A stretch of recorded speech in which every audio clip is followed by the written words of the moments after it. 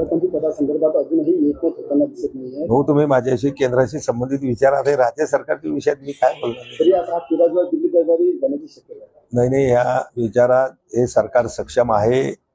आता त्या ठिकाणी निश्चितपणानं मंत्रिमंडळ स्थापन झालेलं आहे, शपथविधी झाला, खाते वाटप त्या ठिकाणी झालेलं आहे, एका विचारानं ते झालेलं आहे. काही मंत्र्याचं त्या ठिकाणी पदभार घेतला नाही अशा प्रकारच्या माध्यमातून बातम्या त्या ठिकाणी ज्या आम्ही पाहतो, त्यामध्ये खरं म्हणजे एकदम मागच्या वेळेस मंत्र्यांची संख्या ती फार कमी होती.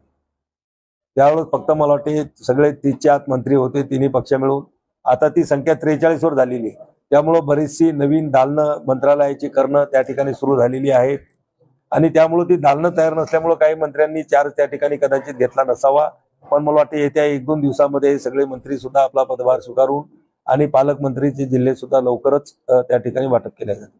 अजितदादा पवार यांच्या मातोश्री आशाताई ह्या काल पंढरपूरला विठ्ठलाचरणी गेल्या होत्या आणि त्या ठिकाणी त्यांनी साखर घातले. दोन्ही शरद पवार आणि अजित पवार हे एकत्र यावेत अशा पद्धतीने साखर त्यांनी विठ्ठलाकडे घातली. असं आहे की माझंही तेच मत आहे की माणसांनी कौटुंबिक प्रेम असते, कौटुंबिक जिव्हाळा असतो का कौटुंबिक संबंध हे राजकारणाच्या पलीकडे जाऊन सुद्धा जोपासल्या गेले पाहिजेत. मला वाटतं ते पवार फॅमिली जी आहे ते सर्व ते संबंध जोपासत आलेले आहेत. राजकारणामध्ये त्यांच्या दिशा आणि विचार जरी वेगळे असतील तरी कौटुंबिक कार्यक्रमामध्ये ते सगळे एकत्र येत असतात. पवार साहेबांच्या वाढदिवसाला सुद्धा यावेळेस अजितदादा असतील, खासदार त्यांच्या पत्नी सुमित्राताई असतील, त्यांचे चिरंजीव असतील, हे सगळे पवार साहेबांना शुभेच्छा देण्यासाठी त्यांच्या बंगल्यावर गेलेले होते.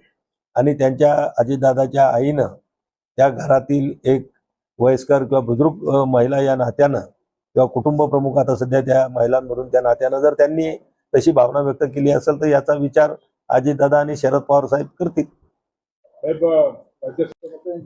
त्या आता तुम्हाला या ठिकाणी मी सांगतो की संजय राऊतनं जी काही मनोमन त्यांनी जो काही प्रतिज्ञा केली होती उद्धव ठाकरेंची शिवसेना संपवण्याची, मला वाटते आता त्याच्यामध्ये मोठ्या प्रमाणामध्ये यश त्यांना आलेले. त्यांनी त्यांची शिवसेना सांभाळावी. कालपासून तुम्ही पाहतायत की अनेक माजी आमदार हे उद्धव ठाकरे आणि शिवसेनेला दोष देऊन कोणी एकनाथराव शिंदे साहेबांचं नेतृत्व स्वीकारून शिवसेनेमध्ये येत आहे, कोणी भारतीय जनता पक्षामध्ये जात आहे.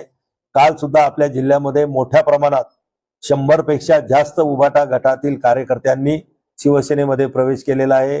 त्यामध्ये विशेष करून चिखली मतदारसंघातील उभाटाचे उपजिल्हा प्रमुख कपिल खेडेकर असतील, तिथले काही उपतालुका प्रमुख होते, तिथले विभाग प्रमुख होते, शाखा प्रमुख होते, असे अनेक चिखलीतल्या जवळपास 100 पेक्षा जास्त कार्यकर्त्यांनी काल एकनाथराव शिंदे साहेबांच्या नेतृत्व स्वीकारून माझ्या हस्ते शिवसेनेमध्ये प्रवेश केलेला आहे. आणि उद्या सुद्धा मोठ्या प्रमाणात उभाटा गटातून शिवसेनेमध्ये कार्यकर्ते प्रवेश करणार आहेत.